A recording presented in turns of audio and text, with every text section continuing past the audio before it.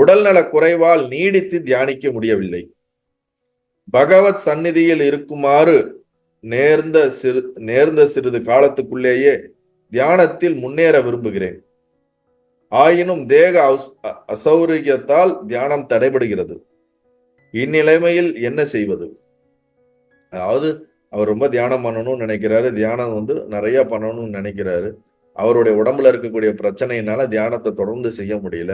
சரி, உங்களுடைய பிரசன்ஸ்ல இருக்கக்கூடிய சிறிது காலத்திலேயாச்சும் நான் தியானத்தை நல்லா செஞ்சு முன்னேறணும்னு நினைக்கிறேன். ஆனா அப்பயும் என் உடம்புல சில பிரச்சனைகள் இருக்குது. நான் இப்ப என்ன செய்யறதுன்னு கேட்கிறாரு. பகவான் அதுக்கு என்ன பதில் சொல்றாருன்னா, உடல்நல குறைவால் சிறிது தடை ஏற்படக்கூடும். கரெக்ட் தான். ஸ்தூல சரீரம்னு ஒண்ணு இருந்தா அதுல ஏதாவது ஒரு பிரச்சனை வரும், தலைவலி வரும், இடுப்பு வலி வரும், ஏதாவது ஒண்ணு நமக்கு பிரஷர் ஏதாவது ஒண்ணு இருந்துகிட்டே இருக்கும். அதனால தடை ஏற்படும். நான் கம்ப்ளீட்டா அப்படிலாம் ஒண்ணும் இல்லைன்னு நான் நெக்லெக்ட் பண்ணலப்பா. தடைகள் ஏற்படும். ஆனா அதை விட ஒரு பெரிய தடை இருக்கு. அது என்னன்னா, ஆயினும் உடலையே நாமாக கருதி அதை பற்றி கவலைப்படுதலே பெருந்தடை.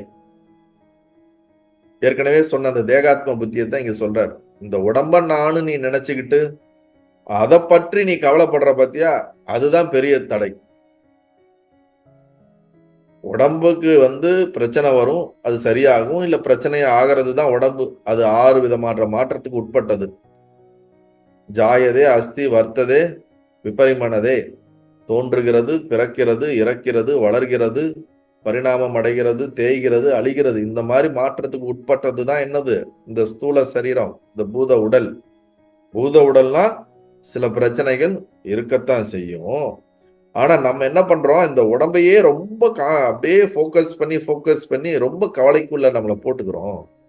அதுதான் நமக்கு இருக்கிற பெரிய பிரச்சனையே தவிர, உடம்புல இருக்க பிரச்சனையை கூட சரி பண்ணிடலாம். இந்த உடம்ப நினைச்சு நீ படுற பாடு இருக்கு பாரு உன் மனசுல, அந்த பிரச்சனை தான் பெரும் பிரச்சனைங்கிறத அவர் என்ன பண்றாரு, சொல்றாரு.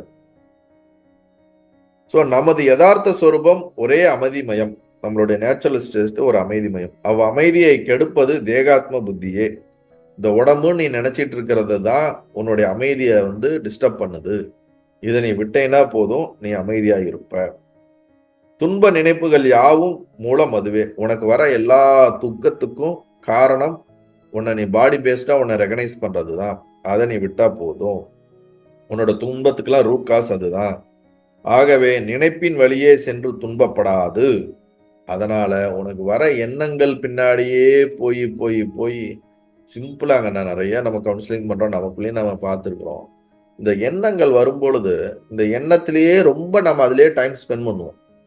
ஏதாவது ஒரு துக்கம், ஏதாவது ஒரு சின்ன பிரச்சனை, அதுலயே ரொம்ப நம்ம டைம் ஸ்பெண்ட் பண்ண நம்ம அந்த திங்கிங் அப்படியே லீட கொண்டு போய் எங்கேயாவது ஒரு ஆழமான ஒரு துக்கத்திலையும், ஒரு டிப்ரெஷன்லையும், ஒரு கவலையிலையும் கொண்டு போய் தள்ளிடும்.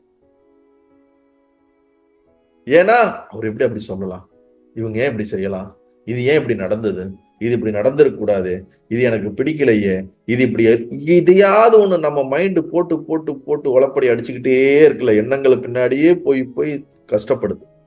இது ஏன் அப்படி யோசிக்குது அப்படின்னா, நான்ற உணர்வு இருக்குல்ல, என்ன எப்படி எப்படி நினைக்கலாம், நான் சரியா தானே இருக்கணும், என்ன எப்படி தப்பா யோசிக்கலாம், நான் சரிதான். இப்ப நான்ற இந்த நான் என்ன எப்பயுமே கரெக்டுங்கிற அந்த ஒரு இதை நான் நிரூபிச்சுக்கிட்டே இருக்கணும் நமக்கு. நாம அதுல யாராவது ஒரு டக்குன்னு ஒரு கை வச்சுட்டா போதும், அப்படியே சீறி எழிவோம்.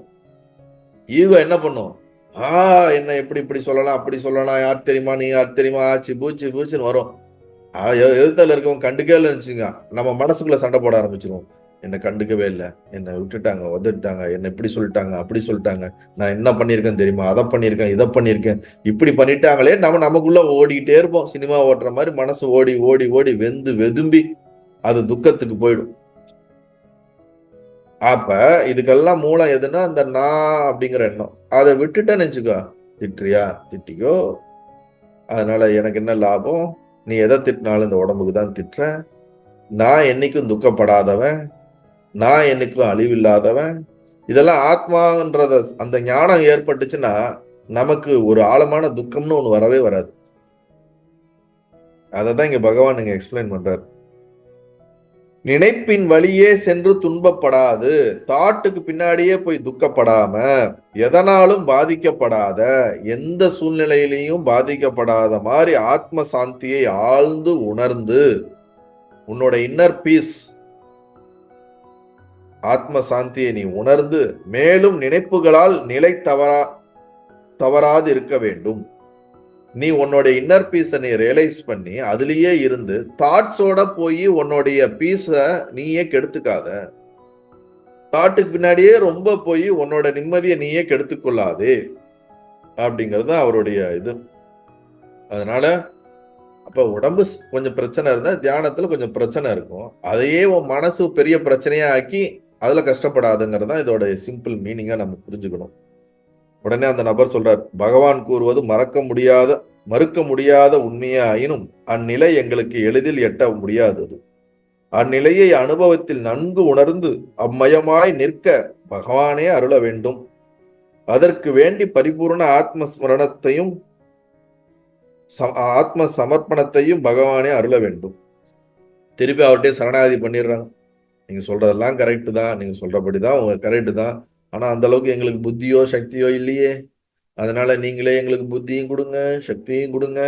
நீங்களே எனக்கு ஒசரம் ஞானத்துக்கு ஒர்க் பண்ணிடுங்க. நீங்களே அப்படியே கிஃப்டா ஞானத்தை கொடுத்துருங்க. நாங்க எதுவுமே பண்ணாம அப்படியே கிஃப்டா கொடுத்துட்டீங்கன்னா நாங்க வாங்கிக்குவோம். அதை விட்டுட்டு எங்களை தியானம் பண்ணு, யோகா பண்ணு, யோசி, விசாரம் பண்ணு, படி, இதை பண்ணு, அதை பண்ணுன்னு போட்டு எங்களை டார்ச்சர் பண்றீங்களே அப்படிங்கிற மாதிரி அவர் என்ன பண்றாரு, அர்ஜுனன் எப்படி கிருஷ்ணன்ட்ட சரண்டர் ஆன மாதிரி, பகவானே நீங்க சொல்றதெல்லாம் சரி, மறக்கவே முடியாது. ஆனால் எங்களுக்கு எளிதில் எட்ட முடியாதது. நீங்க சொல்றது உங்களுக்கு ஓகே, நாங்க சாதாரண ஆட்கள் அப்படின்னு சொல்லி நீங்க சொல்றதெல்லாம் இந்த காதல வாங்கி இந்த காதல விட்டுற போறேன் அப்படிங்கிற மாதிரி முடிச்சிட்டாரு. எங்களுக்கு எட்டாவதுனாலே இவ்வளவு நேரம் கத்தி கத்தி உனக்கு தானே ஏன் சொன்னேன், ஒரே வார்த்தையில நீ மொத்தத்தையும் க்ளோஸ் பண்ற மாதிரி, அதெல்லாம் உங்களை மாதிரி ஆட்களுக்கு வரும், எங்களுக்கெல்லாம் அது எப்படி எட்டுன்னா முடிஞ்சு போச்சு. இவ்வளவு நேரம் உபதேசம் கொடுத்தது என்னாச்சு? என்னால சாத்தியப்படாது நீ ஒரே வார்த்தையில டிக்ளேர் பண்ணிட்ட. அதை பேச்சிஃபை பண்றதுக்கு எப்படி அந்நிலையில் நீங்க அதெல்லாம் அனுபவமான உங்களுக்கு பகவானே உங்களுக்கு எல்லாம் நடந்திருக்கு. அதனாலதான் நான் என்ன பண்றேன், நீங்க அப்படியே அந்த அருளை மட்டும் கொடுத்துருங்க, எங்களுக்கு போதும். என்னுடைய அருளே இவ்வளவு நேரம் உனக்கு உபதேசம் கொடுத்தது தானப்பா, அதை கொஞ்சம் கேட்டு நடப்பானா அந்த பிளஸ்ஸிங்ஸ் மட்டும் அப்படியே டைரக்டா கொடுத்துடுங்க. அது மட்டும் எங்களுக்கு வந்துருச்சுன்னா நாங்க அப்படியே என்ன ஆயிடுவோம். அதற்கு வேண்டிய பரிபூர்ண ஆத்ம சமர்ப்பணத்தையும் பகவானே அருள வேண்டும். சரி, என்ன பண்றது? பகவான் கருணையானவர், அன்பானவர். கடவுள் தாய் என்னதான் பசங்க சண்டை போட்டாலும் பிரச்சனை பண்ணாலும் தாய் அன்பை தான் காட்டி ஆகணும், வேற தெரியாது அவங்களுக்கு. ஏன்னா அது நம்ம பசங்க அப்படிங்கிற மாதிரி. அதனால பகவானா இருக்கட்டும், இறைவனா இருக்கட்டும், நம்ம என்னதான் குட்டி கலாட்டா பண்ணாலும் வேற வழியே இல்லை. ஏன்னா நம்மளை விட உயர்ந்தவங்க அவங்க தான் நம்மளை என்ன பண்ணி ஆகணும், அரவணைச்சு கேர் பண்ணி எடுத்துட்டு போய் ஆக வேண்டும். நல்லது.